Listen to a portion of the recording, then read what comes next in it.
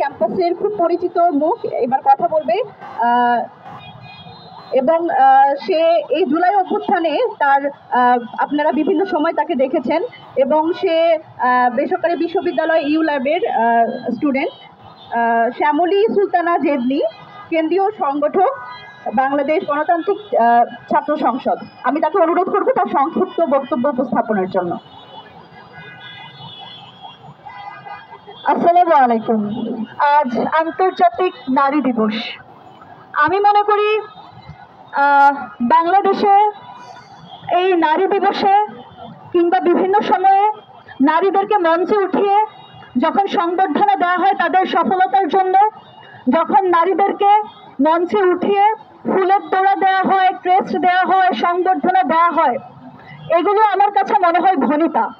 কারণ বাংলাদেশে নারীরা যতটা না সফল তার থেকে বেশি নির্যাতিত এবং নিপীড়িত।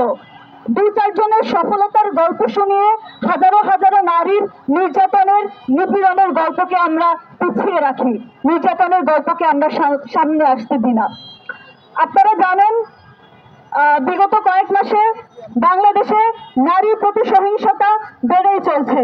নারীরা পারিবারিক সহিংসতার শিকার হচ্ছে, নারীরা নানাভাবে নির্যাতিত হচ্ছে, নিপীড়িত হচ্ছে, এমনকি জঘন্য অপরাধ ধর্ষণের শিকার হচ্ছে। আপনারা পত্রপত্রিকার পাতা উল্টালে দেখতে পাবেন মুন্সিগঞ্জের নহগঞ্জে এক গৃহবধূকে দলবদ্ধভাবে ধর্ষণ করা হয়েছে। আপনারা দেখতে পাবেন পটুয়াখালীতে 10ম শ্রেণীর এক ছাত্রীকে বাসা থেকে তুলে নিয়ে ধর্ষণ করা হয়েছে। আপনারা এও দেখতে পাবেন কিশোরগঞ্জে 7ম শ্রেণীর এক শিক্ষার্থীকে ধর্ষণ করার চেষ্টা করা হয়েছে। এবং সর্বশেষ না বললেই নয়, মাগুরার আমাদের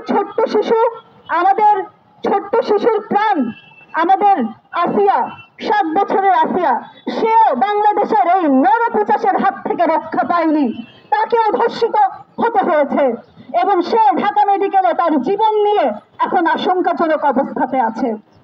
আমি একটা কথাই বলবো, জুলাই আগস্টে আপনারা দেখেছেন, আমরা দেখেছি, নারীদেরকে আপনারা অনুপ্রাণিত করেছেন, নারীদেরকে আপনারা সম্মুখ সারিতে আসার জন্য উদ্বুদ্ধ করেছেন, কিন্তু 5ই আগস্টের পরবর্তী সময়ে আমরা দেখতে পাচ্ছি আপনারা নারীদেরকে পিছিয়ে রাখছেন, নারীদের নিরাপত্তা আপনারা নিশ্চিত করতে পারছেন না।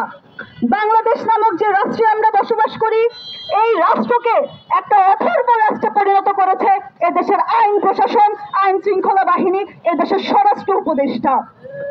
আমরা জানি ইসলামিক বিধানে আছে, ইসলামিক আইনে আছে, যদি কোনো নারী কিংবা কোনো শিশু পুরুষ কর্তৃক ধর্ষণের শিকার হয় তাহলে তাকে জনসম্মুখে পাথর নিক্ষেপ করে হত্যা করতে হবে। আমরা জানি বাংলাদেশ শিশু ও নারী নির্যাতন দমন আইন 2000 সালে যেটা প্রণীত হয়েছে, সেখানে ধারা 9 উল্লেখ করা হয়েছে, যদি কোনো নারী কিংবা শিশু ধর্ষণের শিকার হয় তাহলে তার ধর্ষণকারীকে যাবজ্জীবন কারাদণ্ড দিতে হবে অথবা মৃত্যুদণ্ড দিতে হবে। কিন্তু এই রাষ্ট্রের কাছে আমার প্রশ্ন, এই স্বরাষ্ট্র উপদেষ্টার কাছে আমার প্রশ্ন, রাষ্ট্রের আইন শৃঙ্খলা বাহিনী যারা রয়েছে তাদের কাছে আমার প্রশ্ন, আপনারা কয়জন ধর্ষণকারীকে গ্রেফতার করেছেন? যখন একটা ধর্ষণের ঘটনা ঘটে, আমরা ধর্ষণকারীকে দেখতে পাই, যাকে ধর্ষণ করা হয়েছে, যে ধর্ষিতা তাকে আমরা দেখতে পাই, কিন্তু যে ধর্ষণ করেছে তাকে গ্রেফতার হতে আমরা দেখি না।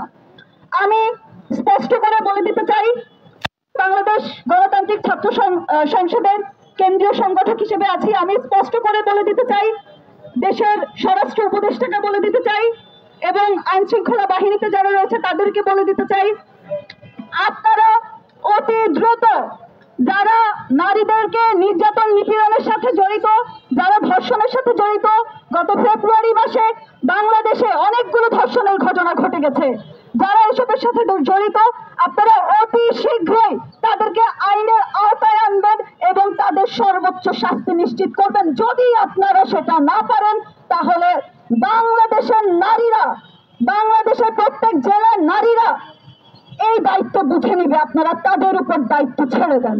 ধন্যবাদ।